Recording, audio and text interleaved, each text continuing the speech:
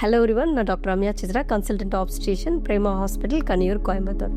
ப்ரெக்னென்சியில் நம்ம என்னென்ன பழங்கள் சாப்பிடலாம், என்ன சாப்பிடக்கூடாது? பொதுவாக ப்ரெக்னென்சியில் சாப்பிடக்கூடாத பழங்கள் வந்து பைனாப்பிள், அன்னாச்சி, பப்பாயா, இது ரெண்டும் நம்ம சாப்பிடாம தவிர்த்துக்கணுங்க. இது ரெண்டும் உடம்புல கொஞ்சம் சூடு கிளப்புறதுனால வேண்டாம் அப்படிங்கிறத சொல்லுவோம். என்னென்ன பழங்கள் சாப்பிடலாம்? ஆரஞ்சஸ், விட்டமின் சி கண்டென்ட் நிறைய இருக்குது. ஸோ ஆரஞ்சஸ் எடுத்துக்கலாம். ஆப்பிள், விட்டமின் ஏ ப்ளஸ் பேபிக்கு ரொம்ப நல்லது. ஆப்பிள்ஸ் டெய்லியுமே ஒரு ஆப்பிள் கம்பல்சரியாக எடுத்துக்கலாம். பொமக்ரானட், மாதுளம்பழம் உடம்புல ரத்தம் ஊறுறதுக்கு ஹெல்ப் பண்ணும்.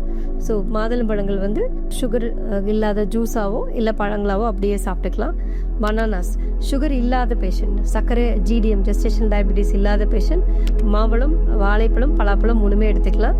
ஜிடிஎம் இருக்கிறவங்க இது 3 பழங்களையும் அவாய்ட் பண்ணிக்கலாம். ஜெஸ்டேஷன் டயபிட்டிஸ் மில்டஸ் சொல்லக்கூடிய ப்ரெக்னன்சியில் இருக்கக்கூடிய சுகர் பேஷண்ட் இது மூணையும் தவிர்த்துக்கலாம். மற்றபடி பழங்கள் வந்து நம்ம எல்லாமே அந்தந்த இடத்துல கிடைக்கக்கூடிய சீசனல் ஃப்ரூட்ஸ்.